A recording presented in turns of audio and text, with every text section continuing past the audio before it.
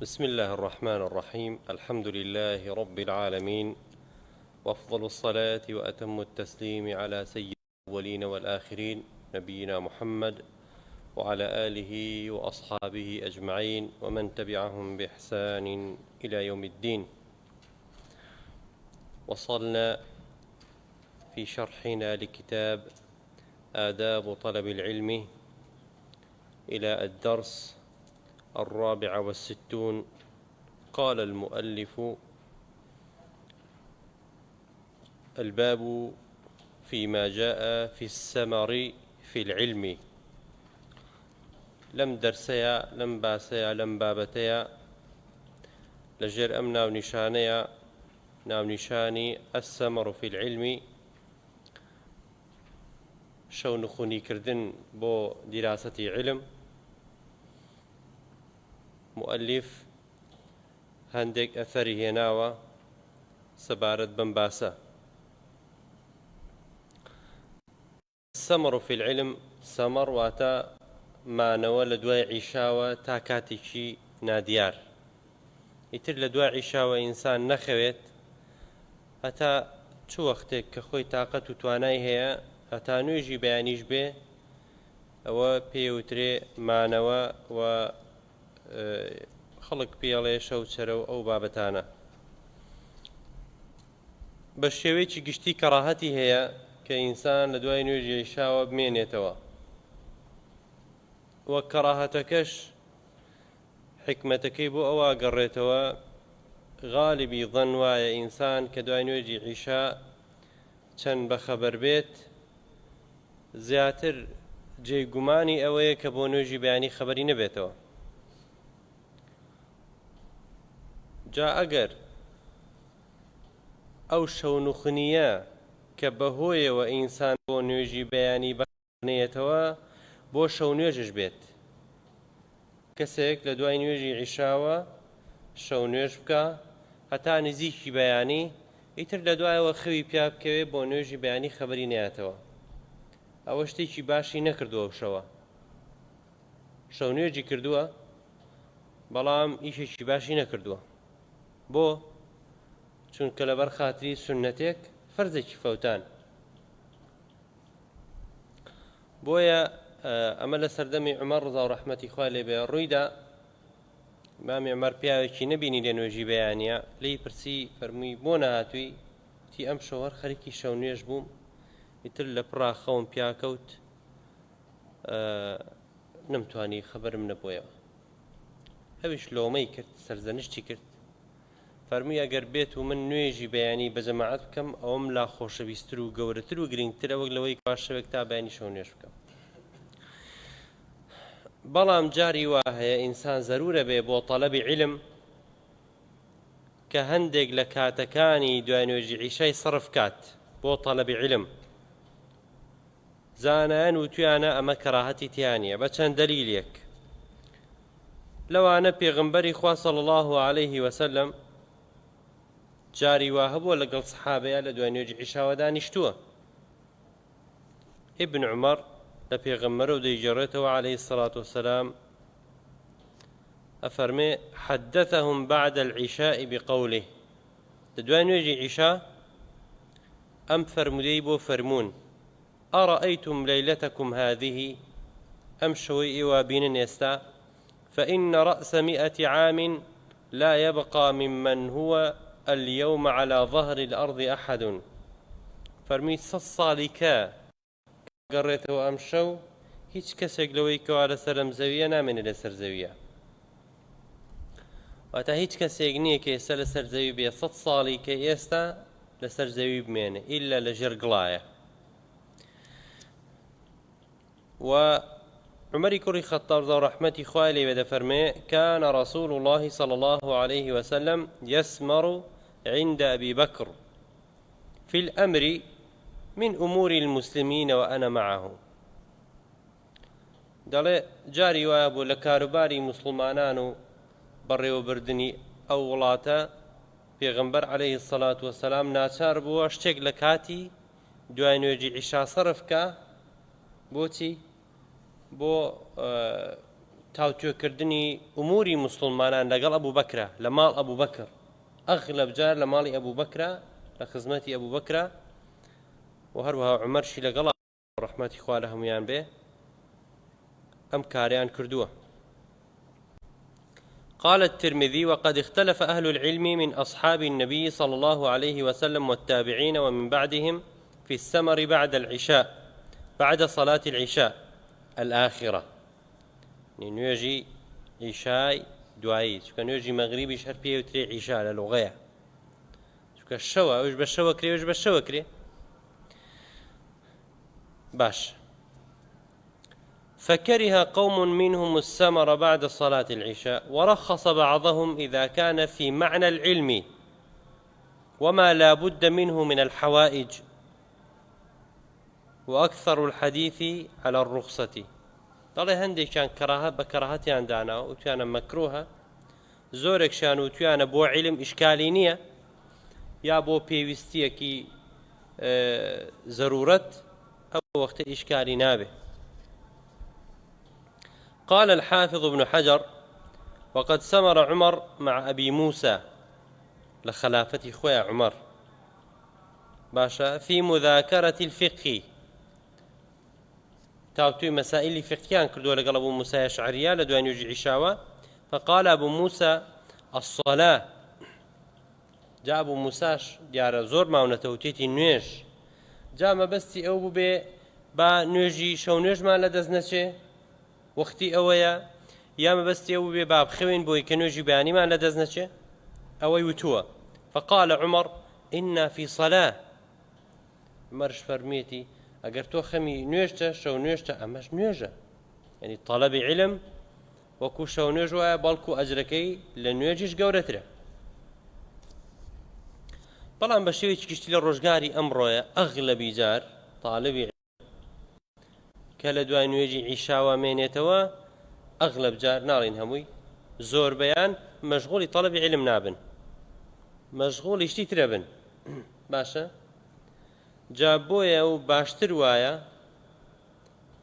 تاڵبی عیلم لە دوای نوێژی عیشاوە بخەوێ بۆی مێشکی ئیسراحەت کە چونکە مێشکش تۆ ماندووە بێ و پێویستی بە ئیسراحەتە و هیچ ئیسراحەتێک نییە وەکو ئیسراحەتی شەوان بۆ مێشک باش بێ وەکو خەو هیچ شتێک نییە بۆ مێشکەوە ئیسراحەتی پێ بە.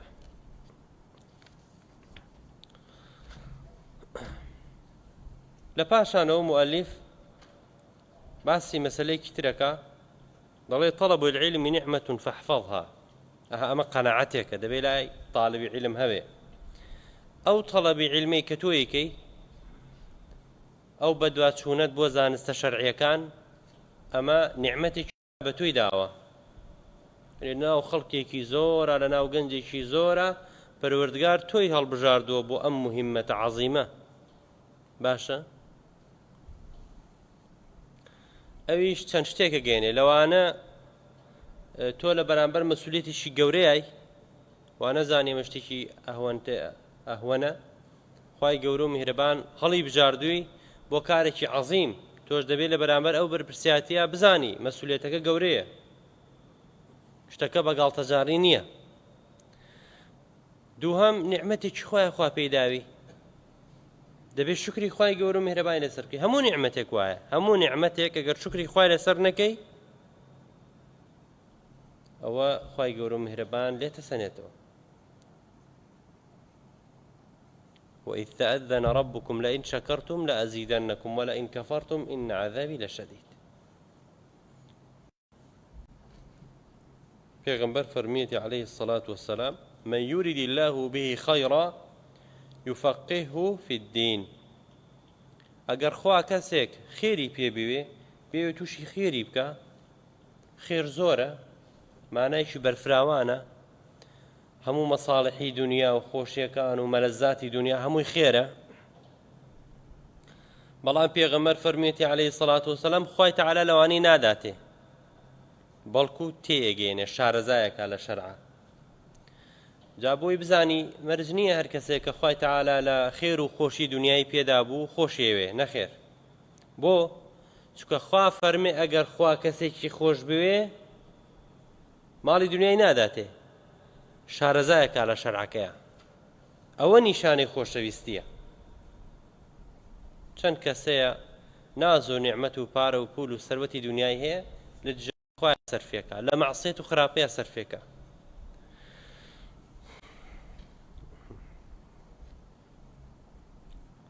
زانایان قسەیان زۆر کردووە لەسەر ئەم نیعمەتە گەورەیە، وتیانە ئینسان لە تەڵەبی عیلمیە جاری وا هەیە بە کۆمەڵێک مەواقیفە، بە کۆمەڵێک کەش و هەوای جیاوازە تێپەڕێ و تەڵەبی عیلمەکە، ئەجا جاری وا هەیە زۆر لەزەت لەو کات و ساتانە کە هەندێک کات و ساتی تایبەت هەیە لە وەختی تەڵەبی عیلمە لا ئینسان زۆر خۆشەویستە. ئەوە پێویستە بەردەوام ئەو کات و ساتانەی لابێت لە دڵیا بێ و بیری لێ بکاتەوە بۆ ئەوەی کەوە بەردەوام ئەوە جۆشخرۆشی بدا بۆ ئەوەی کە بەردەوام بێ لەسەر تەڵەبی عیلم. باش، لە دوای ئەوە مؤەلیف بابەتی شترەکە هەر پەیوەندی بەوە هەیە، دەڵێ النهوض من الفترة. جاری وا ئینسان سستە بێ، بێتاقەتە بێ، جاڕسە بێ، مرۆڤە شەکەسە بێ، ئەوە ئاساییە، زۆر اعتیادیە، بەڵام نابێ زۆر بخایەنێ. ئەو بێتاقەتیە، ئەو ماندوویە، ئەو پاڵکەوتنە و دوورکەوتنەوە لە تەڵەبی عیلم قەی نابەز، نابێ زۆر بخایەنێ، کە زۆری خایەن خراپە، نابێت.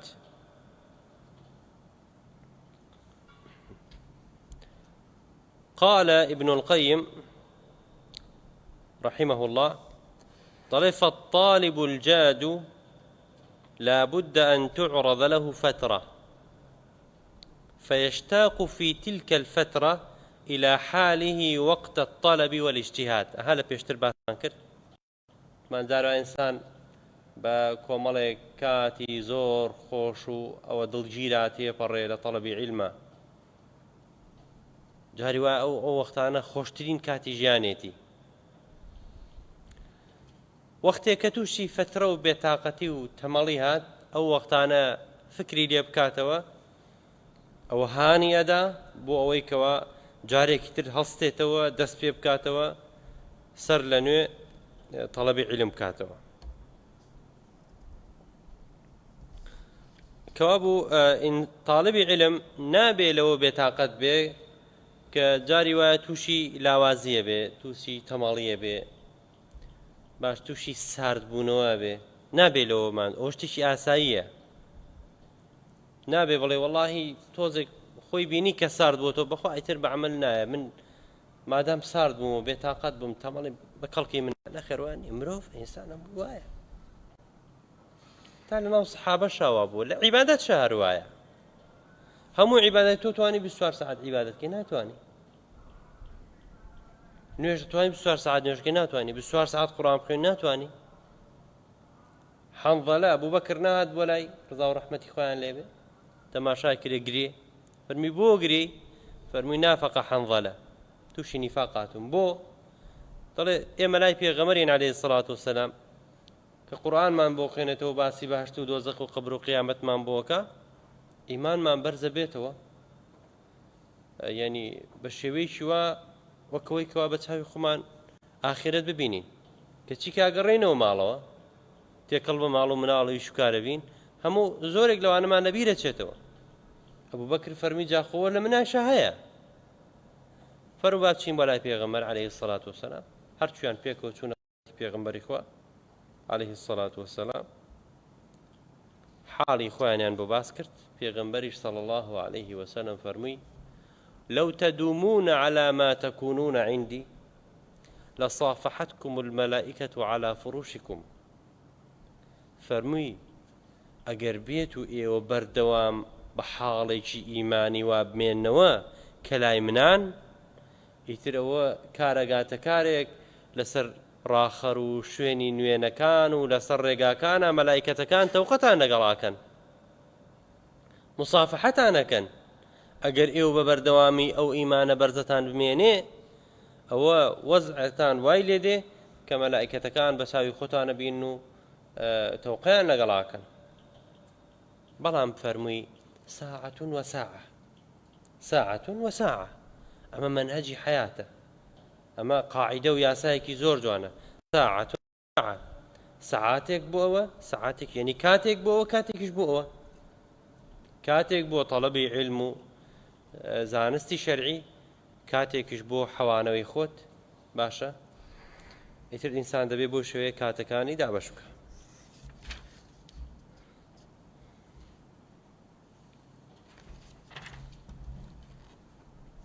لە پاشان مؤلف ڕەحمەتی خوای لێبێ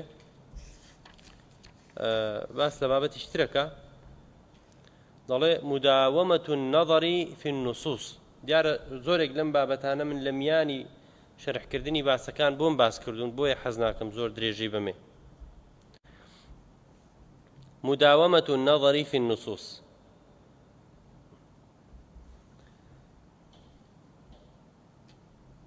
ئینسان چۆن بتوانێت لە شتێک تێبگا وەلای خۆشەویست و شیرین بێت هەر مادەیەک هەر نووسینێک هەر بابەت و مەسەلەیەک وا بکەی زۆر لات خۆشەویست و شیرین بێت باشە ئەستا وەسائل زۆرە بۆ ئەوەی کەوا ئینسان شتی پێ لەبەر بکە حیفظ بکە بەڵام زانان وتوێنە یەکێک لە باشترین و بەهێزترین ڕێگاکانی لەبەرکردن و ئەو مەسەلەی کاتێ بچێتە ناو دڵ و دەروونتەوە ئەوەیەکەوە ورد بیتەوە لە مەسەلەیەک کە خوێنیتەوە جوان لی تێبگەی زەخت کەیتە سەر مێشک و دڵت کە وەریگرێ نەک مجەڕەت هەر خوێندنەوەیەک و بڕاو ئیتر هەر دووبارەکردنەوەیەک بێ نە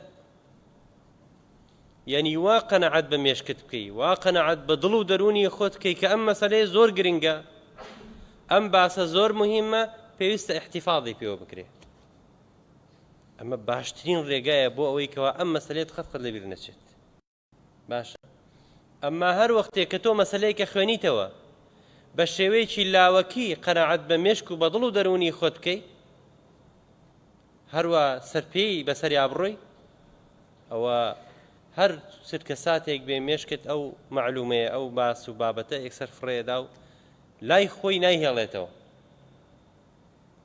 بۆیە مداومة النظر بەردەوام یعنی هەندێک لەو ڕێگانە و تویانە ئەوانەی کە مختصن تایبەتن لەسەر ئەم مەسائلانە و تویانە ئەگەر تۆ ئەتەوێ مەسەلەیەک لەبەرکەی بە شێوەیەک کە هەرگیز ئەو هەرگیز دەبیر نەچێتەوە وەرە ئەمڕۆ کە بیخوێنەرەوە بە شێوەیەکی زۆر جوان وەکو باسم کرد قەنەعەت بە خۆت کە کامە زۆر زۆر گرنگە و پێویستە لات بمێنێتەوە وەلەی تێبگە کە نەتخوێنەوە هەفتەیەک تر بچۆ سەری نەفسیشت بخوێنەرەوە باشە برا هەمان ئیعازەرە مێشک و دڵی خۆت جارێکی تر دوای هەفتەیەک ئینجا 15 ڕۆژی کەش بیخوێنەرەوە دوای 15 ڕۆژ جارێکی تر مانگێکی بەسەر چوو جارێکی تر بیخوێنەرەوە ئیتر هەرگیز و هەرگیز لەبیرت ناچێتەوە بە عمرت لەبیرت ناچێتەوە ئەو معلومەیە باشە ئەمڕۆ خوێناتەوە هەمان شت هەفتەی داهاتوو بیخوێنەرەوە 15 ڕۆژی بەسەر چوو جارێکی تر بۆ سێهەم بۆ جاری چوارەم لە مودەی مانگێکا بیخوێنەرەوە هەرگیز ئەو باس و بابەتت لەبیر ناچێتەوە چۆنە ئاوها لە دڵ و دەروون و مێشکتا مێنێتەوە بۆی ئەم تکرار و بەردەوام بوونە جا بۆ یەک نەس بێ یا بۆ چەند نەسێک بێ زۆر زۆر مهم و گرنگە وانەڵی تۆڵا من ئەم کتابا خوێنمەوە ترارا خوێنیتەوە بۆ خەتەڕ بخێتە ئەولاوە جا کتێبیش تر بێنە ئەوش خوێنمەوە ئەوە تۆ هەر عمری خۆت بەزاری تێگەی ئاوها کتێب ناخوێندرێتەوە و مەسائل حیفظ ناکرێت وبتايبت نصوص قرآن وسنة واروها أقوال سلف أمته إنسان چەند لي ورد بيتوا باشا چەند تأكيدي لسر بكاته ولسر گرنگيكي هشتا هركمه چونکە ئەو مەسادەی تەشریعی ئێمن باشە علم چییە قال الله وقال الرسول وقال الصحابة باش علم بریتێ لەوە جا تۆ چەند تەکید لەسەر ئەمانە بکەیتەوە هێشتا هەرکەمە